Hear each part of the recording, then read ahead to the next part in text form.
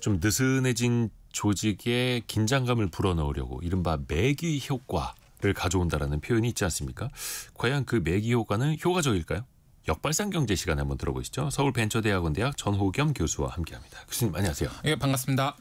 매기 효과 왜 하필 매기입니까? 매기 효과라는 게 많이 들으셨겠지만 북유럽에서 냉장 시설이 없을 때 청어를 이제 장거리로 움직이다 보니까 청어가 그 안에서 가만히 있다 보면 안 싱싱하잖아요. 그러니까 얘네를 움직이려고 하다 보니까 매기를 넣으면 얘가 움직인다. 뭐 이런 내용에서 유래됐다고는 하더라고요. 매기가 물론 그 청어를 다 잡아먹을 수도 없는 거니까. 그렇죠. 그렇게 해서 유래됐다고 하는데 이 이야기 이제 보통 경제나 조직에 적용되면서 맞아요. 적당한 경쟁이나 뭐 자극이 있으면 좋다. 뭐 이런 이야기로 쓰이곤 하죠. 근데 약간 이제 이론적으로 넘어가면 하버드대 마이클 포터 교수는 5가지 경쟁 요소라는 이야기를 했어요. 네. 첫 번째가 라이벌 기업 간의 경쟁. 그러니까 기존 경쟁자 간의 경쟁이죠. 콜라로 치면 아주 오래된 C사와 P사 같은 뭐 이런 경쟁인데 이제 이렇게 경쟁 라이벌 구도면 마케팅비도 많이 들고 뭐 차별화도 해야 되고 하다 보니까 가격을 올리기도 쉽지 않고 이러다 보니까 수익률이 낮을 수 있잖아요. 네. 그 두 번째가 신규 진입의 위협인데요. 이제 기존 기업들의 가장 큰 위협이 또 새로운 신규 진입자들이 들어오는 거잖아요.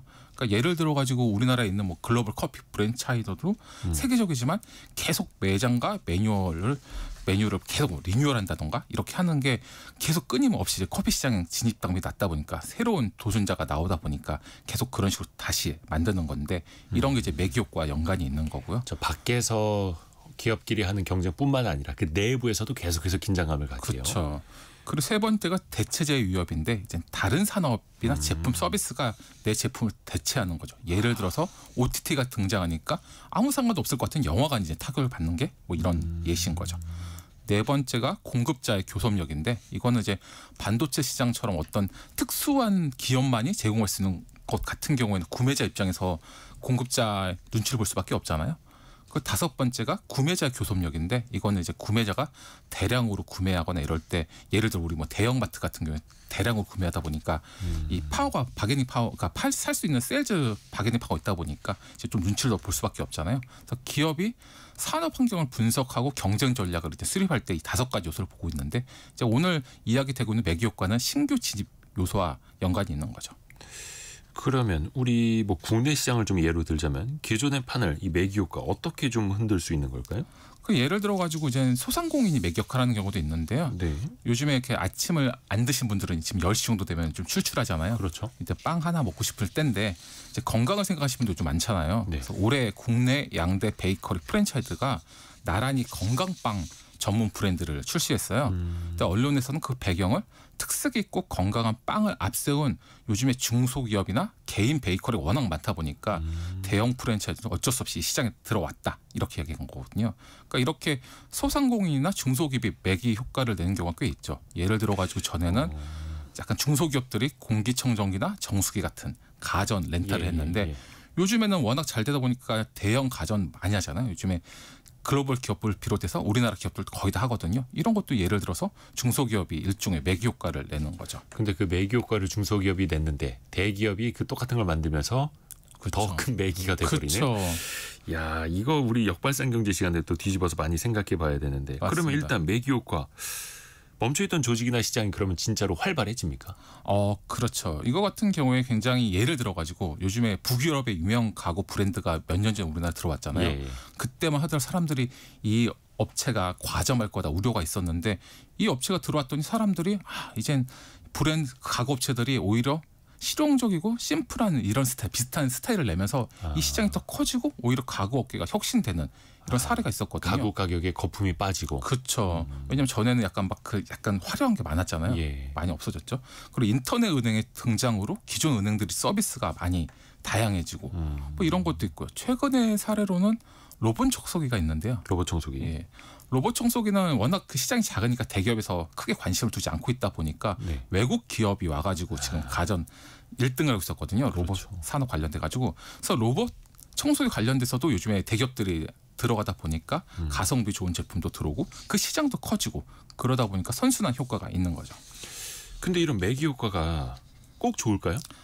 사실 매기 효과가 적당해서 좋은 거지 이게 사실은 조금 지나치면 스트레스 효과죠. 왜냐하면 예를 들어 가지고 청어도 많은데 매기가 더 많으면 매기한테 다 먹히잖아요. 네.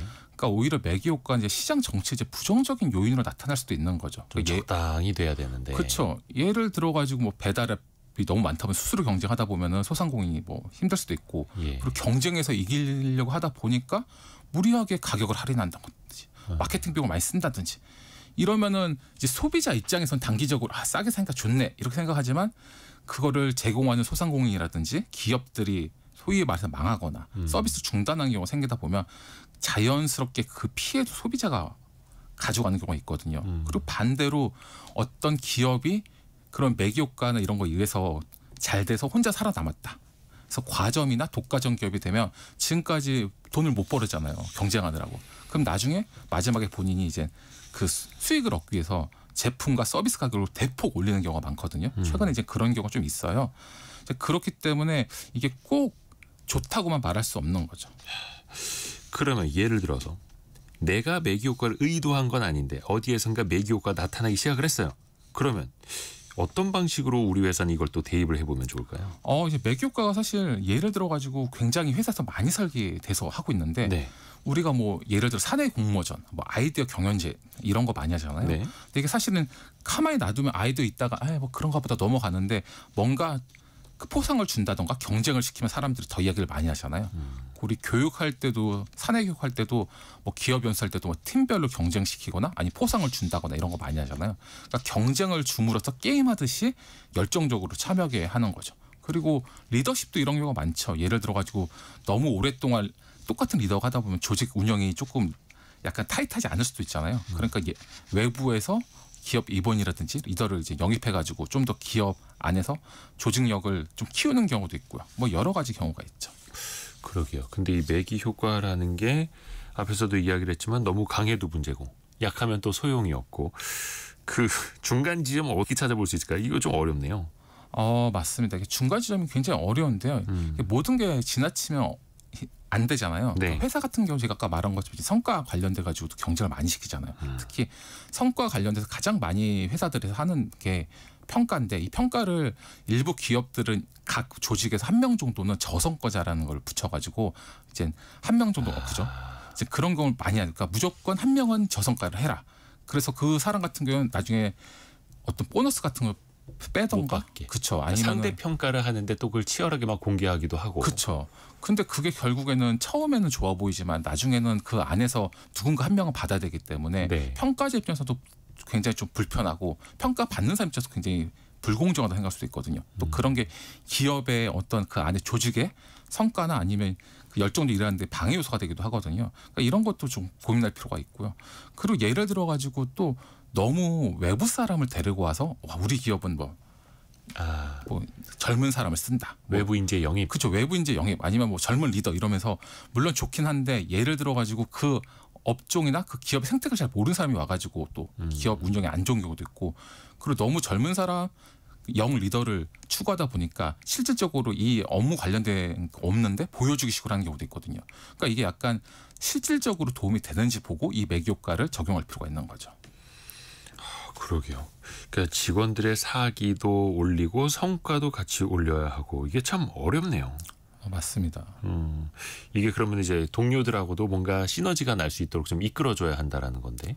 그렇죠. 예. 그러니까 리더십 차원에서 중요한 건 매기가 이제 단순한 공포에 대해서 아까 말한 것처럼 평가나 이런 거 하고 사람을 괴롭히는 어떤 요인이 아니라 이거 관련돼서 팀워크도 살리면서 조직을 깨우는 그런 역할을 해야 되는 거고요. 그리고 개인의 입장에서도 사실 매기 효과를 좀 쓸 수 있는 게 있는데 요즘에 이제 다이어트 많이 하잖아요. 예. 다이어트 동호회도 많더라고요.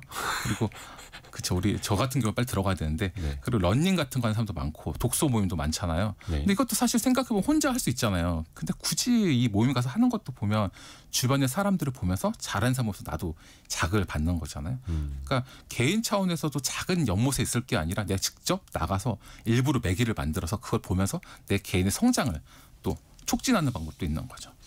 오늘 이 매기 효과 어떻게 우리가 또 긍정적으로 이어갈 수 있을지 역발상 경제를 통해서 살펴봤습니다. 서울벤처대학원 대학 전호겸 교수였습니다. 고맙습니다. 감사합니다. 감사합니다.